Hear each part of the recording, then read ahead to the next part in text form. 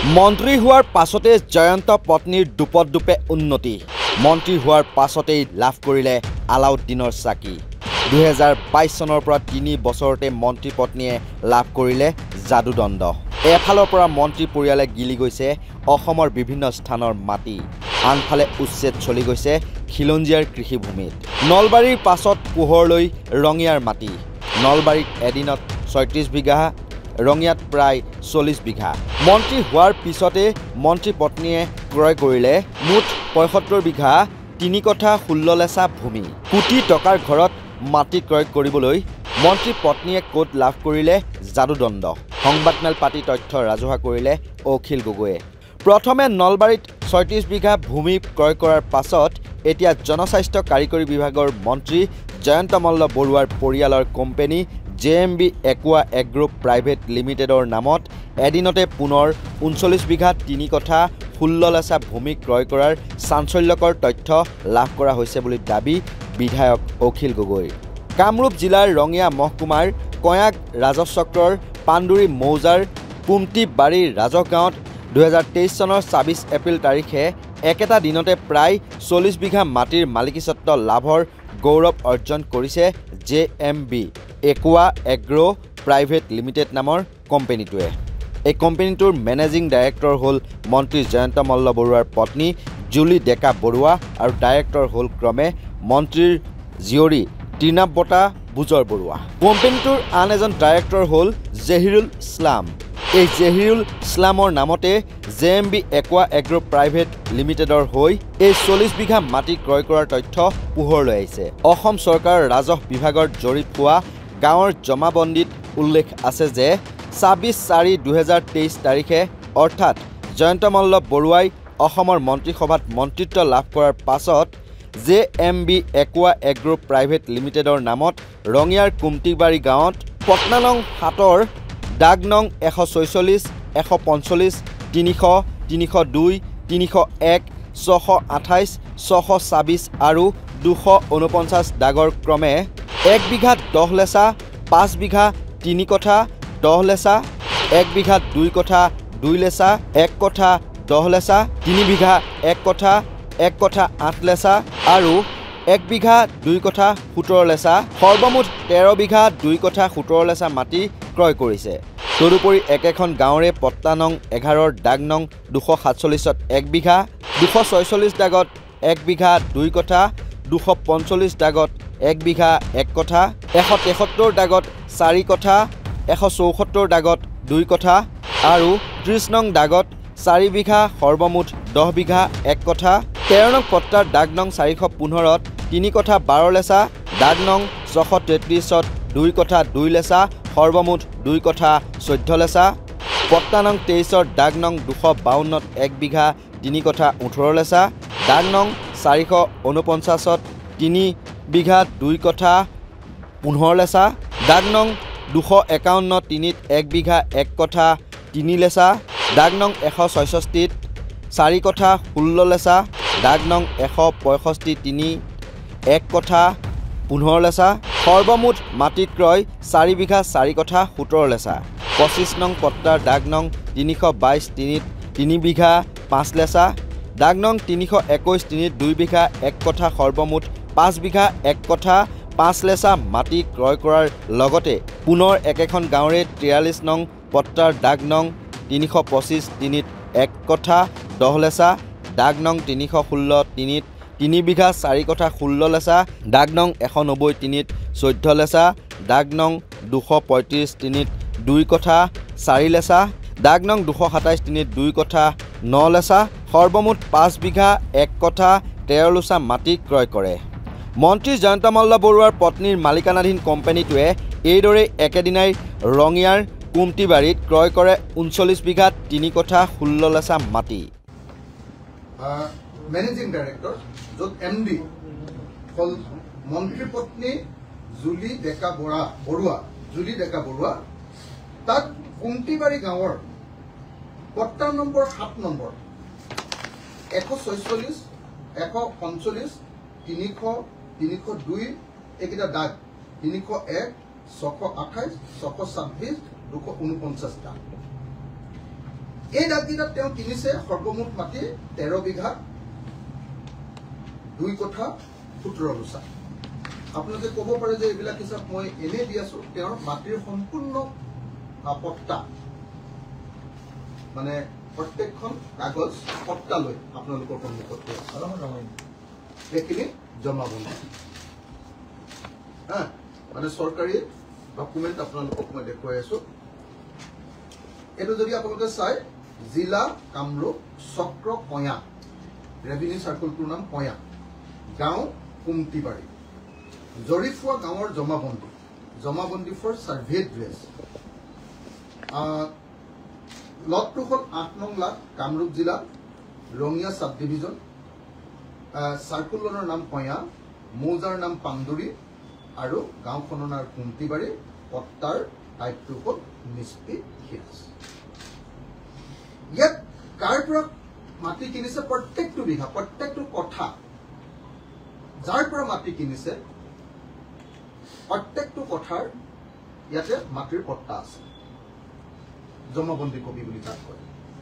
ইয়াৰ copy আপোনালোকৰ সন্মুখত মই তুলি ধৰিছো। ইয়াত ক'ত কিমান তুলিছে তাৰ এখন লিষ্ট মই আগফালে লিখি আপোনালোকৰ কাৰণে উলিয়াই দিছো। এইখন এটা সিনপসিস, এটা আপোনালোকৰ কাৰণে মই এটা সাৰাংশ লিখি দিছো। এই সাৰাংশ অনুসৰি কুমটিবাৰী গাঁওখনত ম্যাদী পট্টাৰ মাটি আছে। ম্যাদী পট্টাৰ মাটি পট্টা নম্বৰ 7 নম্বৰত ম্যাদী পট্টাৰ মাটি আছে 13 বিঘা 2 কঠা 17 লোচা। 11 নম্বৰ পট্টাৰ 247 নম্বৰ দাগ, 246 নম্বৰ দাগ, 245 নম্বৰ দাগ, 173 নম্বৰ দাগ, 174 নম্বৰ দাগ, 30 নম্বৰ দাগ, এইকেইটা দাগত মুঠ মাটি আছে 10 বিঘা 1 কঠা 0 লোচা। তাৰপিছত 13 নম্বৰ যিখন পট্টা তাৰ 415 নম্বৰ দাগ আৰু 633 নম্বৰ দাগ। এইটো জয়ন্ত মল্ল বৰুৱাৰ company JMB একুৱা agro private limited. সেই কোম্পানীটোৰ নামত আছে 2 কঠা 14 লোচা মাটি। ম্যাদী পট্টাৰ মই আপোনালোকক পট্টাখিনি দেখুৱাই থৈছিলো, যে মই খালি ৰিপিট কৰি দিছো যে ইয়াৰ মই যিটো কথা কৈছো প্ৰত্যেকটোৰে পট্টা আপোনালোকৰ হাতত মই তুলি দিম। তাৰপাছত আহিলে এবাৰ 23 নম্বৰ পট্টা, কুমটিবাৰী গাঁৱৰ পট্টা নম্বৰ 23। 23 নম্বৰ পট্টাত আছে 252 নম্বৰ দাগ, 449 নম্বৰ দাগ, 251 নম্বৰ দাগ, 166 নম্বৰ দাগ। এইকেইটা দাগত সৰ্বমুঠ মাটি আছে 4 বিঘা 4 কঠা 17 লোচা। তাৰ ম্যাদী পট্টাৰ কপি আপোনালোকৰ হাতত মই তুলি দিম। 25 নম্বৰ যিখন পট্টা আছে জয়ন্ত মল্ল বৰুৱাৰ কোম্পানীৰ, তেওঁৰ পত্নীৰ কোম্পানীৰ, তেওঁৰ পত্নীৰ কোম্পানীৰ 25 নম্বৰ দাগত 322 নম্বৰ দাগ আৰু 321 নম্বৰ দাগ। 322 নম্বৰ দাগত আছে 3 বিঘা 0 কঠা 5 লেচা। 321 নম্বৰত আছে 2 বিঘা 1 কঠা 0 লেচা, অৰ্থাৎ 25 নম্বৰ দাগত আছে 5 বিঘা 1 কঠা 5 লেচা। এইটো হ'ল জয়ন্ত মল্ল বৰুৱাৰ কোম্পানীৰ এইটো হিচাপ। আৰু 43 নম্বৰ যিখন পট্টা আছে 43 নম্বৰ পট্টাখনত দাগ আছে 5টা। 325 নম্বৰ দাগত 316 নম্বৰ দাগ, 190 নম্বৰ দাগ, 235 নম্বৰ দাগ আৰু 227 নম্বৰ দাগ। এইকেইটাত এই 43 নম্বৰ দাগত আছে জয়ন্ত মল্ল বৰুৱাৰ পত্নী জুলি ডেকা বৰুৱা। জুলি ডেকা বৰুৱাৰ যিটো মেনেজিং ডাইৰেক্টৰ, সেই কোম্পানীটোৰ নামত মাটি আছে 5 বিঘা 1 কঠা 13 লোচা। মুঠতে জুলি ডেকা বৰুৱাৰ কোম্পানীটো JMB একুৱা মানে পানী খেতি, আপোনাৰ মাছ খেতি কৰা বস্তুৰ একুৱা এগ্ৰো কৃষি প্ৰাইভেট লিমিটেড, JMB মানে চাগে জয়ন্ত মল্ল বৰুৱা।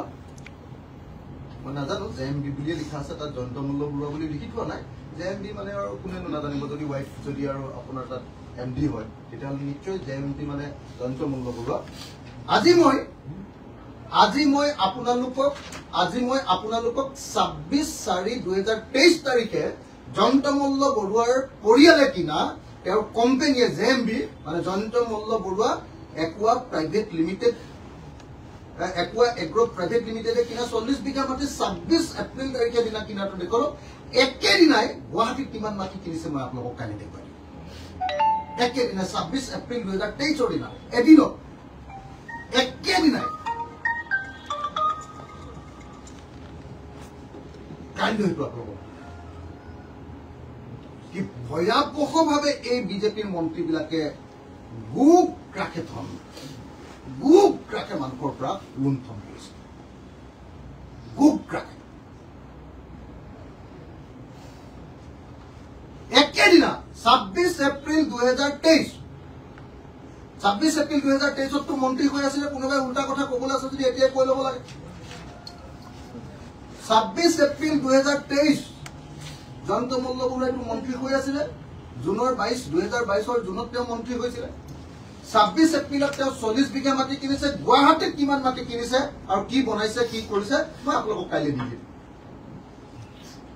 সেই দিনটো একেদিনত একেজন মন্ত্ৰীয়ে একেটা দিনত গুৱাহাটীত কি মাটি কিনিছে আৰু কি কৰি আছে আপোনালোকক মই কাইলৈ ভালকৈ দিম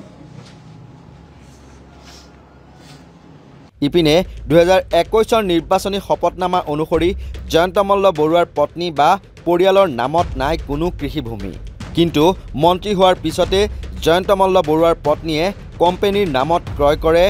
39 বিঘা 3 কঠা 16 লেচা মাটি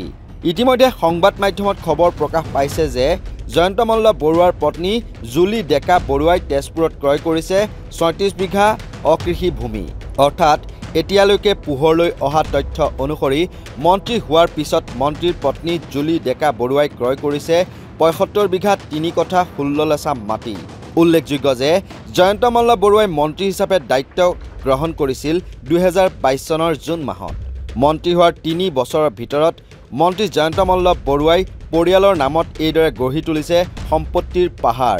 3 বছৰতে লাভ কৰিলে আলাউদ্দিনৰ চাকিৰ লগতে যাদুকৰী দণ্ড ৰাইজৰ দলৰ সভাপতি অখিল গগৈৰ প্ৰশ্ন ক'ৰ পৰা আহিছে এইদৰে ভূ সম্পত্তিৰ গঢ়াৰ ধন জেজেএমৰ পৰা নে পৰ্যটন বিভাগৰ পৰা নে গুৱাহাটী উন্নয়ন দপ্তৰৰ পৰা ইয়াৰ সাফাই মন্ত্ৰী জয়ন্ত মল্ল বৰুৱাই কেনেদৰে দিয়ে সেয়া সময়ত হ'ব লক্ষণীয় নিউজ ডেস্কৰ ৰিপৰ্ট নৰ্থ ইষ্ট নাও